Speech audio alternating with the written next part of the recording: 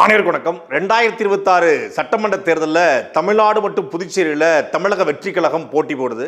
தமிழக வெற்றி கழகம் புதுச்சேரியில் தனித்து போட்டி போடும் என்று எதிர்பார்க்கப்பட்ட சூழ்நிலையில் கூட்டணி அமைத்து அந்த தேர்தலை சந்திக்க இருக்கிறது தமிழக வெற்றி கழகம் என்று நேற்று அறிவிக்கப்பட்ட வேட்பாளர் பட்டியல் மூலமாக தெரிய வந்திருக்கிறது. தமிழக வெற்றி கழகத்தின் சார்பாக 30 தொகுதிகளில் புதுச்சேரிக்கு வேட்பாளர் அறிவிச்சிருக்காங்க. உழைச்சவனுக்கு தான் சீட்டு, தளபதி படத்துக்கு போஸ்டர் தான் சீட்டு, தளபதிக்கு விசுவாசமா இருக்கிறது தான் சீட்டு, உங்க ஒவ்வொருத்தருக்கும் பொறுப்பு அப்படின்னு பருப்பு மாதிரி புசியானது பேசினாப்ல. கடைசியில் பார்த்தா 6 வேட்பாளர்களை பிஜேபி மற்றும் அதிமுக இருந்து கடன் வாங்கி இருக்கிறது தமிழக வெற்றி கழகம். அது குறித்தும் கிட்டத்தட்ட அதிமுகவோட கூட்டணி பேச்சுவார்த்தை முடிவுக்கு முக்கியமாக இருக்கக்கூடிய பாட்டாளி மக்கள் கட்சி, பாரதிய ஜனதா கட்சி, அமுக்குமுக என்கிற அமமுக உள்ளிட்ட இந்த 3 கட்சிகளுக்குமான சீட்டுகளை ஒதுக்கியிருக்காங்க. அது குறித்தும் ஜவ்வா இழுத்துக்கிட்டு இருக்கிற திமுக கூட்டணி பேச்சுவார்த்தை குறித்தும் இந்த காணொலியில் நம்ம தெளிவா பார்க்க போறோம். நீதி வழங்கும் போது அண்ணன், தம்பி, சொந்தம், பந்தம், பணக்கார, ஏழை எதையுமே பார்க்க கூடாதுடா. நாயத்தை மட்டும் தான் சொல்லணும். தமிழக வெற்றி கழகத்தினுடைய வேட்பாளர் அறிவிப்பு நேற்று நடைபெற்றது. அதுல புதுச்சேரிக்கு முதற்கட்டமாக 30 வேட்பாளர்களை கட்சியினுடைய பொதுச்செயலர் திரு புசியானந்தர் அறிவிச்சிருந்தார். அதை பார்த்த உடனே யாருக்கும் அதிர்ச்சி ஆகலை. ஆனால் தாவேக்காவோட தொண்டர்கள் இருக்கல, கட்சிக்காரன், புதுச்சேரிக்காரன், அவன் இந்த படத்தில் போயிட்டு வடிவேல்கிட்ட பின்லேடன் இந்துக்குஸ் மடனே அதிர்ச்சி ஆவார்ல, அது மாதிரி அதிர்ச்சி ஆயிட்டாங்க. ஒரு வாரத்துக்கு முன்னாடி தான் சொன்னேன், தேர்தல் தேதி அறிவிக்கப்பட்டு வேட்பாளர் அறிவிப்பட்டு வரட்டும், நாம ஒன்றும் தாவேக்காவை பேச வேண்டாம்.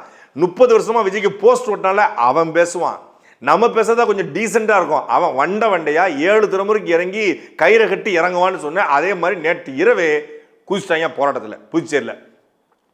என்னடா டிவிக்கே ஒழிக, புசியானந்த் ஒழிக, விஜய் ஒழிகன்னு கத்துறாங்கன்னு பார்த்தா யாரு கத்துறா? புதுச்சேரியில் போய் புதுச்சேரியில் யாருக்கு விஜய்க்கு என்ன எதிர்ப்பு தெரிவிக்கிறாங்கன்னு பார்த்தா எதிர்ப்பு தெரிவிக்கிறது விஜய் கட்சிக்காரங்க தான். முதல குச்சி டிவிக்கே ஒழிக, புசியானந்த் ஒழிக, புசி ஒழிக 5 கோடி கேட்டாரு. 5 கோடி கேட்டு நான் கொடுக்கலோன்னு எனக்கு சீட்டு தராம பிஜேபியிலிருந்து ஆளை தூட்டு வேட்பாளராக போட்டிருக்காரு. பணம் இருப்பவனுக்கு மட்டும்தான் தாவேக்கால சீட்டு கொடுக்கப்படும். இது கட்சியா இல்ல கமிஷன் மண்டியாங்க அப்படின்னு கொந்தளிச்சிட்டான். எழுதி வச்சுக்கோங்க, புக் மார்க் பண்ணி வச்சுக்கோங்க. அன்றே கணித்த சாட்டின்னு பல பேர் அன்னைக்கு சொல்லுவீங்க. இன்னொரு 1 மாசத்துல விஜய் வேட்பாளர் பட்டியல் வெளியிட்ட உடனே பல பேர் வெளியேறுவான். நீங்க பணத்தை பார்த்து கொடுக்குறீங்க, புசியானந்துக்கு பணத்தை கொடுத்தா சீட்டு கொடுத்துருக்கலாம். இப்படி பல குளறுபடிகள் தாவேக்கால உருவாக்குறதெல்லாம் நீங்க பாருங்க உருவாகும்.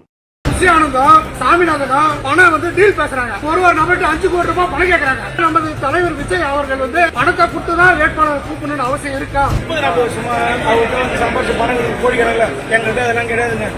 புதுச்சேரியில திருப்பூணை அப்படின்னு ஒரு சட்டமன்ற தொகுதி, அந்த சட்டமன்ற தொகுதிக்கு சாய் சரவணகுமார் அப்படிங்கிற ஒருத்தரை தமிழக வெற்றி கழகம் வேட்பாளர் வச்சிருக்கு. யாரா அந்த சாய் சரவணகுமார்னு பார்த்தா 2021 பாரதிய ஜனதா கட்சியின் மூலமாக சட்டமன்றத்துக்கு வெற்றி பெற்று ரெங்கசாமி அவருடைய அமைச்சரவையில் அமைச்சராக இருந்தவர், இப்போ ஸ்டில் அமைச்சராக இருக்கக்கூடியவர் இந்த சாய் சரவணகுமார். இவர் போன வாரம் வரைக்கும் பாரதிய ஜனதா ரெங்கசாமி கூட்டணியில சீட்டு கிடைக்கும் என்று நம்பிக்கின்றவர். சீட்டு இல்லைன்னு உறுதிப்படுத்தின உடனே எதுக்கு கமிஷன், கலெக்ஷன், கரப்ஷன், எக்கச்சக்க கரப்ஷன் சாய் சரவணகுமார் மேல. இவன் தான் ஊழலை ஒழிக்க போறான். தீய சக்தி திமுக, ஊழல் சக்தி அதிமுக தமிழ்நாட்டில் பேசிட்டு என்னங்க பணம், நான் பார்க்காத பணமா, கேரியருடைய உச்சமயிரையே உதறிட்டு வந்திருக்கிறேன்னு இங்க கதை விட்டுட்டு அங்க போய் ஊழல், அந்த ஆட்சியே ஒரு ஊழல் ஆட்சி தான். அந்த புதுச்சேரி ஆட்சி ஊழல். அந்த அமைச்சரவையில் அமைச்சராக இருந்த சாய் சரவணகுமாருக்கு போன வாரம் வரைக்கும் இந்த இன்ஸ்டாகிராம் பக்கத்தில் பாரதிய ஜனதா கட்சிக்கும் அதிமுக கூட்டணிக்கும் வாக்கு கேட்ட, என்ஆர் காங்கிரஸுக்கு வாக்கு கேட்ட இந்த சாய் சரவணகுமாருக்கு தமிழக வெற்றி கழகத்தில் சீட்டு. இதை பார்த்துட்டு தான் அவங்க கொந்தளிச்சிருக்காங்க. புதுச்சேரியை பொறுத்தளவில் அமைச்சர்னா ரொம்ப பெருசாக நினைச்ச தேவையில்லை. புதுச்சேரியை பொறுத்தளவு மொத்தமே 10,50,000 வாக்கு தான். ஒரு 30 தொகுதிகளில் ஒரு தொகுதியுடைய வாக்கே அதிகபட்சம் 8,000 to 10,000 தான். நம்ம கவுன்சிலரை விட கொஞ்சம் அதிகம். ஒரு பெரிய வார்டு இருக்கும்ல, பெரிய வார்டுடைய வேலை தான். நம்ம ஏரியா கவுன்சிலர் 2 கவுன்சிலர் சேர்ந்தா அங்கே ஒரு எம்எல்ஏ, அவ்வளோதான். புதுச்சேரி எம்எல்ஏ, புதுச்சேரி ஒரு பெரிய விஷயம் கிடையாது. அதில் புதுச்சேரி எம்எல்ஏக்கள் 6 பேர் இணைஞ்சிருக்காங்க, அமைச்சர்கள் இணைஞ்சிருக்காங்கன்னா பணம் படைத்தவர்களுக்கு பார்த்து சீட்டு வழங்கப்பட்டிருக்கு, பணம் கொடுக்கப்பட்டிருக்கு. அந்த அடிப்படையில் அவங்க ஏற்கனவே அங்கெல்லாம் சீட்டு இல்லைன்னு முடிவு பண்ண உடனே இங்க சேர்ந்திருக்காங்க. அப்படித்தான் சாய் சரவணகுமாரா, இவரு பிஜேபிக்காரரு. அடுத்தால நெட்டப்பாக்கம் இந்த பகுதியில் அதிமுகவுடைய முன்னாள் எம்எல்ஏ பெரியசாமி தமிழக வெற்றி கழகத்தினுடைய வேட்பாளர். அதே போல முத்தியால்பேட்டையில் சுயேட்சை எம்எல்ஏ ஒரு பிஜேபி ஆதரவு எம்எல்ஏ பிரகாஷ்குமார், அவருக்கு சீட்டு. அதே போல ராமு என்கிற பாஜகவோட முன்னாள் நிர்வாகி, அவருக்கு மணவெளி என்கிற பகுதியில் சீட்டு. அதே போல லாஸ்பேட்டையில் பாஜகவோட முன்னாள் எம்எல்ஏ நியமன எம்எல்ஏ சாமிநாதன், அவருக்கு தமிழக வெற்றி கழகத்தில் சீட்டு. அதே போல அசனா என்கிற காரைக்கால் தெற்கு முன்னாள் அதிமுக எம்எல்ஏ, அவருக்கு சீட்டு. இப்படி அதிமுகலேருந்து 2 பேர், பிஜேபியிலேருந்து 4 பேர்னு சொல்லி சீட்டு கொடுக்கப்பட்டிருக்கு. இதுக்கு பின்னணி என்ன அரசியல்னு விசாரிச்சு பார்த்தா வெறும் ஊழல், லஞ்சம், இவங்களுக்கெல்லாம் சீட்டு இல்லைங்கிறது மட்டும் கிடையாது. பாரதிய ஜனதா கட்சியினுடைய கட்டுப்பாட்டில் தமிழக வெற்றி கழகம் இருக்கு என்பதற்கு இதுவும் ஒரு சான்று. அதாவது வேட்பாளரை போடு, ஆனால் நான் சொல்ற வேட்பாளரை போடு, நான் உனக்கு வேட்பாளரை தர்றேன், அந்த வேட்பாளரை போட்டு இவங்களுக்கு ஏற்கனவே கொஞ்சம் குறைந்தபட்ச செல்வாக்கு இருக்கு, அறியப்பட்டவங்க, காசு செலவு பண்ணுவாங்க, அதனால அவங்கள போட்டு நீ என்ன பண்ணு, ஓட்ட பிரி. இவங்களை வச்சு நீ ஒரு தொகுதிக்கு ஒரு 1500 2000 ஓட்டை பிரிக்கும் பொழுது ஆட்டோமேட்டிக்கா பிஜேபி ரெங்கசாமி அரசு அங்கே வருவதற்கான வாய்ப்புகள் இருக்குன்னு சொல்லி ஒரு டீல் புதுச்சேரியிலையும் தமிழ்நாட்டிலையும் பேசி முடிக்கப்பட்டிருக்கு. நான் ஏற்கனவே ஒரு வாரத்தில் சொன்னேன், ஒரு 60 தொகுதி டீல் ஒன்று இருக்கு அப்படின்னு. இந்த 60 தொகுதி டீல் எதுக்கு? டெல்லியில் சிபிஐ ஆஃபீஸ்ல வரும்போது கையை காட்டி வந்தார்ல, முதல் ரவுண்டு போகும்போது இஞ்சி தின்ன குரங்கு மாதிரி 3 வந்தாப்புல, 2வது ரவுண்டு போகும்போது கையை காட்டி வராப்புல. ஏன் 2வது ரவுண்டு போகும்போது கையை காட்டி வந்திருக்காருன்னா ஒரு டீல் பேசி முடிக்கப்பட்டிருக்கு. அந்த டீலை கனகச்சிதமாக பட்டினப்பாக்கத்தில் இருக்கிற விஜய்க்கு நெருக்கமான ஒருத்தங்க மூலமாக பேசி முடிக்கப்பட்டிருக்குன்னு சொல்றாங்க. அவங்க சொல்றதான் விஜய் முழுசா கேட்பாராம்.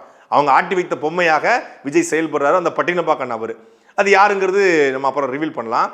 அந்த நபர் மூலியமாக பேசி முடிக்கப்பட்டு 60 தொகுதிகளில், தமிழ்நாட்டில் 60 தொகுதிகளில் விஜய் ஒரு 5 கோடி செலவு செய்யக்கூடிய 30,000 வாக்களை மட்டும் வாங்கக்கூடிய வேட்பாளரை தேர்ந்தெடுத்து போட இருக்காராம். இவங்கள மூலியமாக அந்த 30,000 ஓட்டை பிரிப்பதன் மூலமாக, அதுவும் திமுக ஸ்ட்ராங்கா இருக்கக்கூடிய ஒரு 60 தொகுதி, அந்த தொகுதியில் ஒரு 30,000 ஓட்டை வாங்கிட்டா திமுக கீழே போயிடும், பிஜேபி கூட்டணி மேலே போயிடும், விஜய் 3 இடம் வந்தால் பரவாயில்ல, திமுக 2 இடம் வந்துடும். அப்போ இதுதான் டீலாக பேசி முடிக்கப்பட்டிருக்கு. அந்த களத்தில் மிக தீவிரமாக வேட்பாளர் வேட்டையில் இறங்கியிருக்காரு. இப்படித்தான் தென் மாவட்டம் பல பகுதியில் திமுக ஸ்ட்ராங்காக எங்கே இருக்கோ அந்த இடங்களில் மட்டும் 5 கோடி ரூபா செலவு செய்யக்கூடிய பணம் வசதி படைத்தவர்களை வேட்பாளர் களத்தை இறக்க போறாராம். தமிழக வெற்றி கழகத்துடைய தலைவர் ஊழலை ஒழிக்க வந்தவர் பணத்தை வாங்கிக்கிட்டு பணம் படைத்தவர்களுக்கு சீட்டை போட்டிருக்காரு.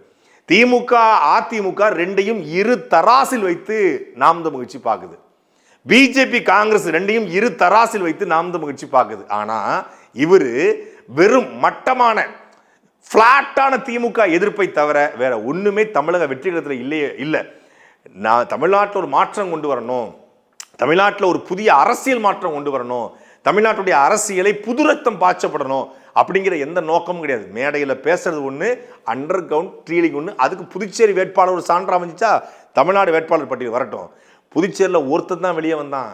தமிழ்நாட்டில் 234 தொகுதியிலையும் தமிழக வெற்றி கழகத்தினுடைய தற்குறிகள் இருக்காங்க இல்லையா, கொதிச்சு கொந்தளிப்பான், கொந்தளிச்சு வெளியே வருவான். நீங்க எழுதி வைத்துக் கொள்ளுங்கள், இன்னும் 2 நாள்ல தமிழக வெற்றி கழகத்தை சார்ந்தவர்கள் எங்களுக்கு சீட்டு தரல, பணம் கேட்டாங்க, 5 கோடி இருப்போன்னு தான் சீட்டுன்னு சொன்னாங்க, செலவு செய்ய சொன்னாங்க, புசிட்ட பணம் கொடுத்து ஏமாத்திட்டோம் அப்படின்னு வெளியே வரலன்னா பாருங்க. இப்படி போயிடுவோமோ, நமக்கு முன்னாடி மேல ஒருத்தவங்க வந்துடுவாங்களோன்னு நீங்கள் தயவு செய்து யாரும் நீங்கள் நினைக்க வேண்டாம். தளபதி நெஞ்சில் யாரெல்லாம் இருக்கிறீர்களோ நீங்கள் அனைவரும் அவர்களுக்கு உண்டான பதவிகள் வழங்கப்படும் என்பதை months later. பச்சை தாலி எடுத்துட்டாங்க. எனக்கு சீட்டு எனக்கு இதுக்கப்புறம் கொடுத்தா கூட வேணாங்க. நமது புஷி ஆனந்தம் சாமிநாதனும் ஒரு வேட்பாளர்கிட்டையும் பணம் டீல் பேசுறாங்க. தலைவர் விஜய் அவர்கள் பணத்தை கொடுத்துதான் வேட்பாளர் கூப்பிடணும்னு அவசியம் இருக்கா? விஜய்னா மட்டும் வரட்டும், பெண்களுக்கு எவ்வளவு முக்கியத்துவம் கொடுப்பார் தெரியுமா? ஒரு இடத்துல ஒரு பெண் எஸ்பி, ஒரு ஆண் எஸ்பி, ஒரு பெண் ஐஏஎஸ், ஒரு ஆண் ஐஏஎஸ், ஒரு பெண் ஐபிஎஸ், ஒரு ஆண் ஐபிஎஸ், ஒரு பெண் எடை தூக்குபவர், ஒரு ஆண் எடை தூக்குபவர். ரேஷன் கடையில் கூட ஆணுக்கு நிகர் பெண்கள் அப்படின்னாரு. ரேஷன் கடையில் ஆணுக்கு நிகர் பெண்கள், ஐபிஎஸ்ல ஆணுக்கு நிகர் பெண்கள், எஸ்பிக்கல்ல ஆணுக்கு நிகர் பெண்கள்னு சொன்னீங்களே, வேட்பாளர் பட்டியலில் ஆணுக்கு நிகர் பெண்கள் இல்லையே. புதுச்சேரி வேட்பாளர் பட்டியலில் 30 பேர்ல 33 விழுக்காடு இந்தியாவுடைய சட்டம் சொல்வது போலவா அது கொடுத்துருக்கலாம்ல. அண்ணன் சீமானவர்கள் ஆணுக்கு நிகர் பெண்ணு அப்படின்னு 117 புதுச்சேரியில் 15 போட்டிருக்காரு. நீங்க விஜய்னா வந்தா விஜய்னாக்கு பெண் ஃபேன்ஸ் தான் அதிகம், நண்பா நண்பீஸ்னு எப்போதுமே சொல்லுவாரு, தோலா தோலீஸ்னு சொல்லுவாரு அப்படின்னு சொன்னீங்களே. பெண் ரசிகைகள் தான் அவங்களுக்கு அதிகம்னு சொன்னீங்களே. அந்த பெண் ரசிகைகள் அதிகமா இருக்கக்கூடிய விஜய் அவர்கள், பெண்கள் தமிழக வட்டிகளத்தில் சாரசாரியா சேர்றான்னு சொல்லக்கூடிய விஜய் அவர்கள், புதுச்சேரியிலும் பெண்கள் இருப்பாங்கல்ல, அந்த பெண்களுக்கு தேர்தலில் வாய்ப்பு வழங்கியிருக்காமல. 2 பேருக்கு தான் 30 பேர்ல 2 பேர் தான் பெண் வேட்பாளர். இதுதான் இவருடைய பெண்களை முன்னேற்றும் லட்சணம். ஆட்சிக்கு வந்தப்புறம் போலீஸ் இன்ஸ்பெக்டர் டிஎஸ்பி எஸ்பி அப்புறம் போடலாம், முதல்ல சீட்டை கொடுங்க. சீட்ல கொடுப்பாரா? கொடுக்க மாட்டாரு. எங்க தளபதி தனிச்சு தான் போட்டி போட போறாரு, யாரு கூடயும் வந்து கூட்டணி இல்ல, ஏன்னா நாங்க ஊழலை ஒழிக்க போறோம்னாங்க. ஆனா புதுச்சேரியில் கூட்டணி வச்சிருக்காங்க. 30ல் 28 தான் இவங்களுடைய வேட்பாளர். இவங்க வேட்பாளர் அதுலயும் 6 பிஜேபியிலிருந்து கடன் வாங்கியிருக்காங்க. இன்னும் மற்றவங்க எல்லாம் விசாரிச்சு பார்த்தோம்னா எப்படியும் ஒரு தொழிலதிபர்கள், அமெரிக்க மாப்பிள்ளைகள் அப்படின்னு கொண்டு நிப்பாட்டிருப்பாங்க. இந்த 2 பேரும் கூட்டணி சொன்னாங்க. யாரான்னு பார்த்தா நேயம் மக்கள் கட்சியா. எங்கடான்னு பார்த்தா போன மாசம் தான் ஆரம்பிச்சிருக்கேன். நேயம் மக்கள் கட்சின்னு லெட்டர்பேடு கட்சி. அந்த லெட்டர்பேடு கட்சிக்கு 2 சீட் கொடுத்துருக்காப்புல. அதாவது உன் நண்பன் யாருன்னு சொல், நீ யாருன்னு சொல்கிறேன்னு சொல்லுவாங்கல்ல, உன் கூட கூட்டணி வச்சுக்கோ யாருன்னு சொல்லு, நீ யாருன்னு காட்டலாம்.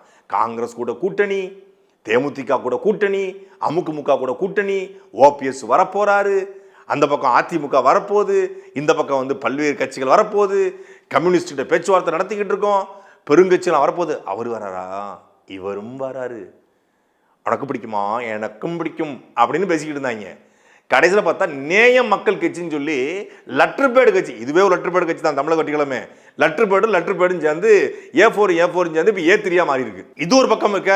அதிமுக பாஜக தலைமையிலான என்டிஏ கூட்டணியுடைய முதல் கட்ட தொகுதி பங்கீடு பேச்சுவார்த்தை முடிக்கப்பட்டு பாட்டாளி மக்கள் கட்சிக்கு 18 சீட்டுகளும், அமமுகவுக்கு 11 சீட்டுகளும், பாரதிய ஜனதா கட்சிக்கு 27 சீட்டுகளையும் எடப்பாடி பழனிசாமி வழங்கியிருக்காரு. டெல்லிக்கு வரவழைக்கப்பட்டு எடப்பாடி பழனிசாமி பேசி பார்த்துருக்காங்க. பாஜக கூடுதல் சீட்டு வேணும் அப்படின்னு சொல்லி. அதே போல் அமித்ஷா பேசி பார்த்துருக்காரு, மோடி பேசி பார்த்துருக்காரு, பல்வேறு தலைவர்கள் பேசி பார்த்துருக்காங்க. ஆனால் எடப்பாடி பழனிசாமி அவர்கள் உறுதியாகிருக்காரு. தலைகீழாகத்தான் சம்மரடிப்பேன்னு சொல்லி இவர் சொல்லுவார்ல கவுண்டமணி, தலைகீழாகத்தான் சம்மரடிப்பேன், தமிழ்நாட்டோட மானத்தை நான் தாண்டா காப்பாற்றுவேன் அப்படிங்கிற மாதிரி. நான் 160, அதுக்கப்புறம் நீ எவ்வளோ எடுத்துக்க, எனக்கு என் கட்சி முக்கியம். உண்மையிலே அந்த நிலைப்பாட்டை நான் பாராட்டுறேன். ஏன்னா வெற்றி தோல்வி அதெல்லாம் அது அடுத்த பட்சம், அது மக்கள் கொடுக்குற முடிவு. ஆனால் நான் 120 நிற்பேன். அங்கே பார்த்தீங்கன்னா காங்கிரஸ் இந்தியா முழுக்க செத்துருச்சு. 18 மாநிலங்களை ஆண்ட காங்கிரஸ் வெறும் 3 மாநிலம் தான் இருக்குது. அந்த காங்கிரஸுக்கே திமுக 28 கொடுத்துருக்கு. ஆனால் இந்தியா முழுக்க ஆள்றன்னு சொல்லக்கூடிய பாரதிய ஜனதா கட்சிக்கு 27 சீட்டு தான். அதுக்கு மேலே கேட்காதீங்க, கராருக்கு. இது வந்து ஜெயலலிதாவுடைய பாணின்னு சொல்கிறாங்க. என்னென்னா தன்னுடைய கட்சிக்கு போகத்தான் மீதி. ஏற்கனவே வென்ற வேட்பாளர்கள், தோற்ற வேட்பாளர்கள், வென்ற அமைச்சர்கள், தோற்ற அமைச்சர்கள் நிறைய பேர் இருக்காங்க. அவங்களுக்குலாம் வாய்ப்பு வழங்க வேண்டியிருக்கு. அதனால் இந்த புதுசாக வந்தவன் முன்னெல்லாம் கொடுக்க முடியாது அப்படின்னு சொல்லி இந்த பஞ்சம் பிழைக்க போன 4 பேர் இருந்தாங்க. மாற்று கட்சியிலேருந்து பஞ்சம் பிழைக்க போதும் ஒவ்வொரு கட்சிக்கு போவாங்க இல்லையா?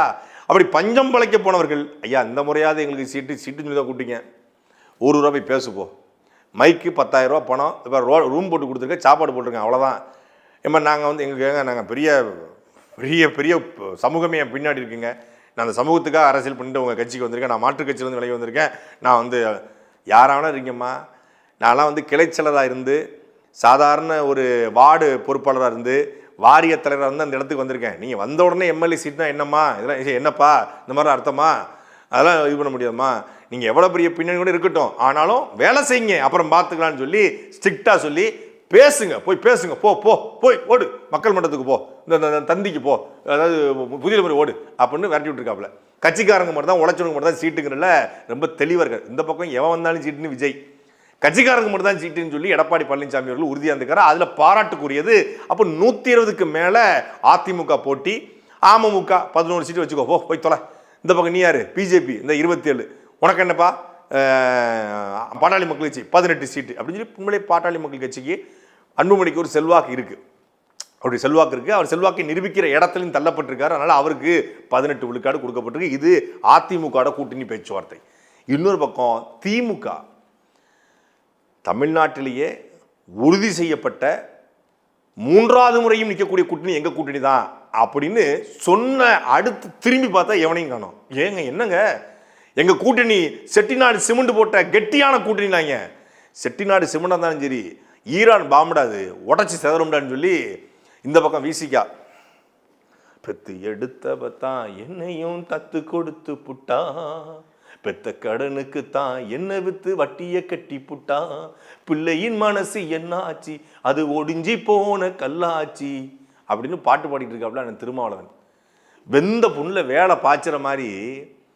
ஏங்க 2 எம்பினா என்னங்க, 6 சட்டமன்ற தொகுதிகளை உள்ளடக்கியது ஒரு பாராளுமன்றம். 2 எம்பி வச்சிருக்கோம், எம்பி 2 எம்பி வச்சிருக்கோம். அப்படின்னா 12 சட்டமன்ற தொகுதியில் அடங்கிய பகுதி 2 பாராளுமன்றம். 12 தரணும்னாங்க, அதானங்க லாஜிக்கு. எங்களுடைய வளர்ச்சியில யாருமே பிடிக்கல, நாங்க வளரக்கூடாதுன்னு எல்லாரும் நினைக்கிறாங்க.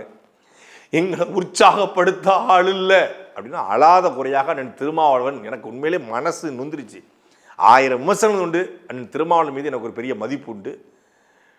மக்கள் போராட்டத்தில் ஒரு சிறந்த போராளி, கூட்டணி பேச்சுவார்த்தை ஒரு காம்ப்ரமைஸ், அதெல்லாம் மக்கள் போராட்டத்தில் சிறந்த போராளி, மாற்றுக்கருத்தையில் ஒரு தமிழ் பற்றாளர், மாற்றுக்கருத்து இல்லை. அவர் ஃபீல் பண்ணி திறமையை நான் பார்க்கும்போது என்னோட கண்ணில் ஜலம் வச்சுட்டேன். ரொம்ப ஃபீல் மூமெண்ட் ஆயிடுச்சு. நான் சும்மா காமெடிக்காக பேசுகிறேன், ஆனால் சீரியஸாகவே ஃபீல் பண்ணேன்.